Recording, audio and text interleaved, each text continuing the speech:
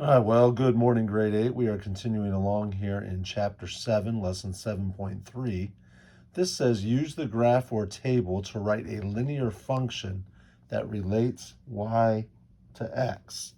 So essentially, you're going to be looking at a graph or at a table like this and determining whether, and not really determining whether, but it's a linear function. And so you're going to be basically writing a linear equation, which is just a linear function, is just a fancy form. And I'm going to want you to focus on slope-intercept form. As we said earlier in the year, this idea of slope-intercept form is not going to go away. Y equals mx plus b. Remember, m is the slope, positive slope that rises from left to right, maybe a negative slope that falls from left to right, plus b. And remember, b is the y-intercept, where the line crosses the y-axis. So, a couple things we need to know. Now, first of all, here we have x and y. Here we have a table. And basically what this is telling us is, okay, when x is -3, y is 9. When x is -2, y is 7. When x is -1, y is 5. When x is 0, y is 3. And so those are the ordered pairs that are on this line. -3, 9, -2, 7, -1, 5, 0, and 3. So I'm looking at this and I'm thinking, okay, I want to get something in this slope-intercept form, this y equals mx plus b. So the first thing I want to do is find the slope.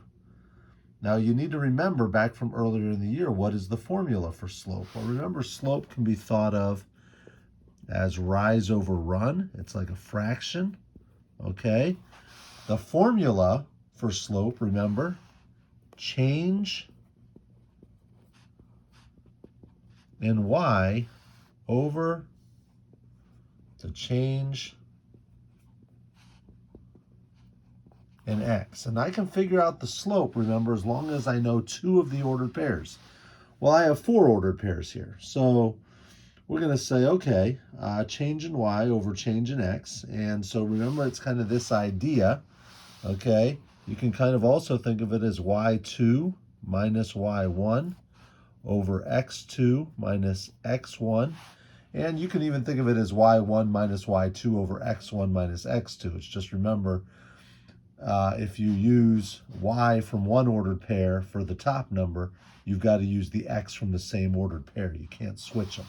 So let's just go ahead and use these first two ordered pairs. We'll use -3, 9 and -2, 7. Well, y2 minus y1, I'm going to go ahead and do 9 minus 7. That's going to be what I do for my numerator. Then for x2 minus x1, since I used the 9 first, I've got to use the -3 first. So it's -3 minus a -2. Well, I know when I subtract the -2, that's the same as adding. So I'm just going to write -3 plus 2. Well, 9 minus 7 is 2. -3 plus 2 is -1. So my slope is 2 over -1. Well, 2 divided by -1 is -2.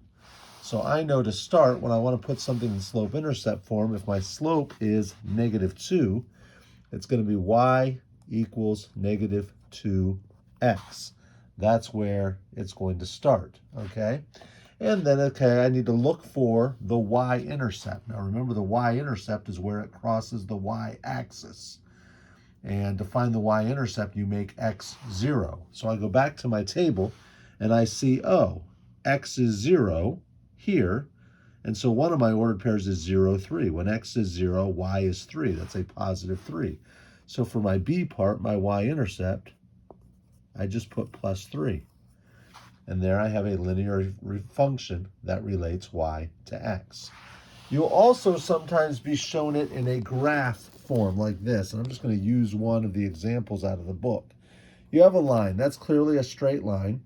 And so what you're going to do, you see different points on the line. You see one there, one there, one there, one there. So it's the same process. It's not a table necessarily this time, but you see the actual line on the graph.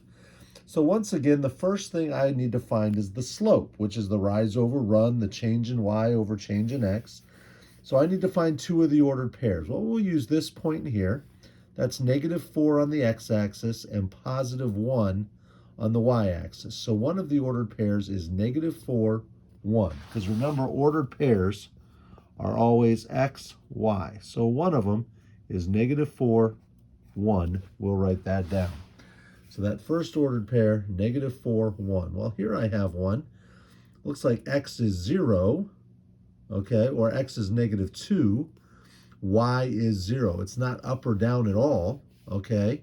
So y is 0. It's on -2 on the x-axis, 0 on the y-axis. It's going to be -2, 0. So my other ordered pair is -2, 0. Now, to find the slope, remember that's y2 minus y1 over x2 minus x1. So I'm just going to go ahead for my y. I'm going to do 1 minus 0, which is what that is here. And then for my -4, -2, I'm going to do -4 minus a -2. But once again, when I subtract a negative, I know that I'm adding. Okay?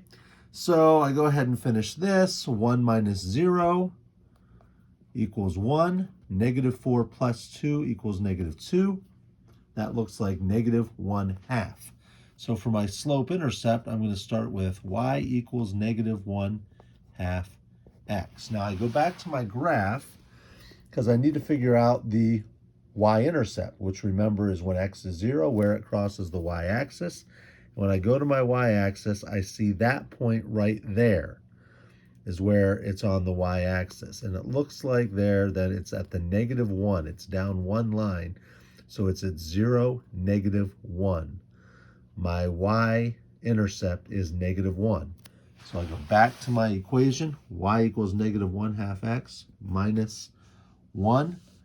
And I can kind of see that that is what my function would be relating y to x. And that's what you're going to be doing today. All right, we'll talk to you later, grade 8. Bye.